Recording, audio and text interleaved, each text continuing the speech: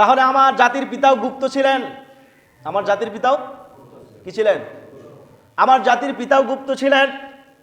তার মানে হচ্ছে জালিমরা যখন মজলুমদের উপরে, নিরপরাধ মানুষদের উপরে নির্যাতন করে, তখন সবাই গুপ্ত থাকে। কথা বলুন ঠিক কিনা? যখন নিরপরাধ মানুষদের উপরে অত্যাচার করে, তখন গোপনে গোপনে অনেক কাজ করা লাগে। আপনি যদি মনে করেন প্রকাশ্য করলেন না কেন, এটা তো আল্লাহর ইচ্ছা। প্রকাশ্য হলে পারে আল্লাহর নবী ইব্রাহিম আলাইহিস সালাতু ওয়াস সালামকে দুনিয়ার কোনো মানুষ মারতে পারতো না? কি বলেন? পারতো। তারপরও গোপন হওয়া লাগলো কেন?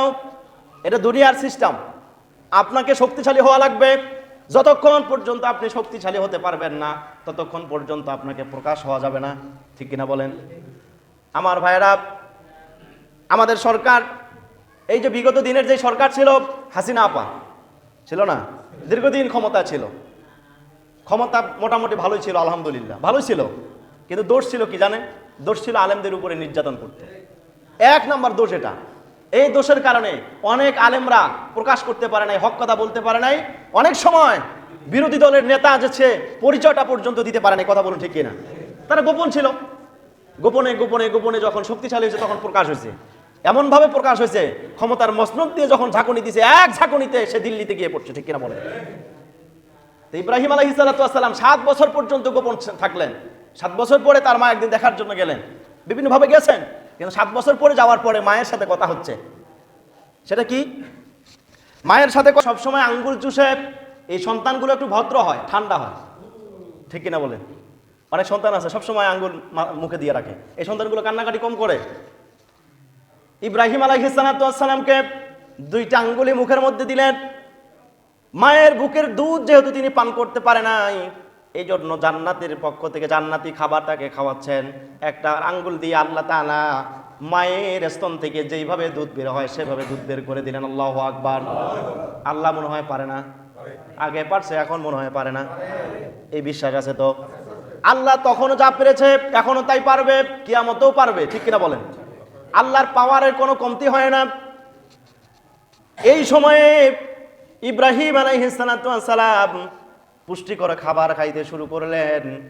তিনি এই পুষ্টিকর খাবার কারণে এত সুন্দর হৃষ্টপুষ্ট হলেন, দেখা গেল একদিনের শিশু 1 মাসের শিশুর মতো হয়ে যায়। সুবহানাল্লাহ বলেন।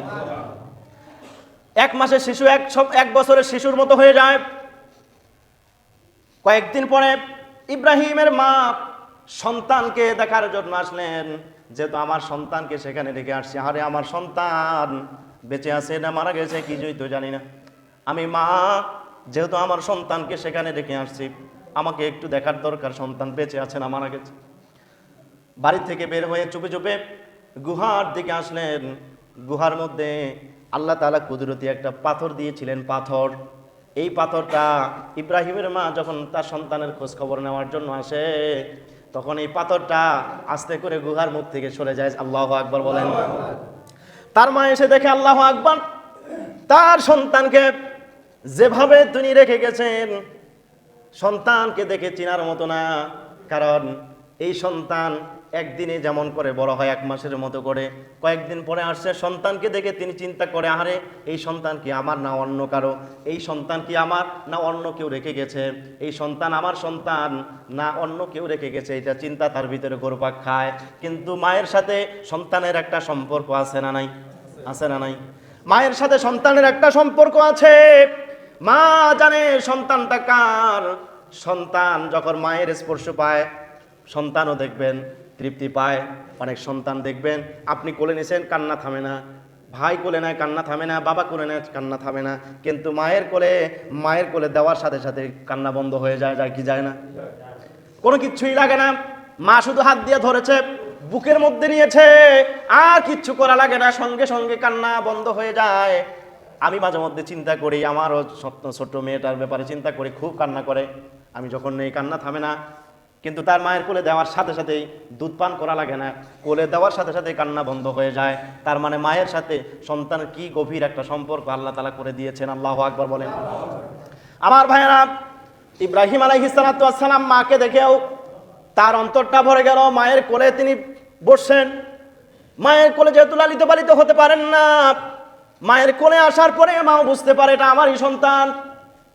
চিন্তা করলেন, আমার সন্তান, আমার স্তন থেকে দুধ পান করে নাই, কিন্তু এখানেই বড় হচ্ছে। কিন্তু আমি যেই খবর শুনেছি, এমন একটা সন্তান দুনিয়ায় আসবে যেই সন্তান নমরুদের সিংহাসনকে ধ্বংস করবে। আমার মন বলে আমার সেই সন্তান এই সন্তান।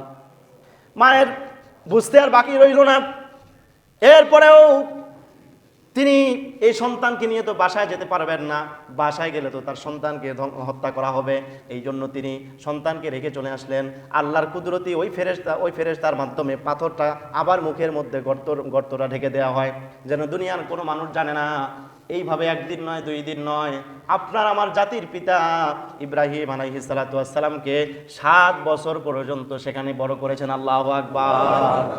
কথা হচ্ছে, তার মাকে জিজ্ঞেস করল, মা তোমার কাছে একটা প্রশ্ন আমার আছে।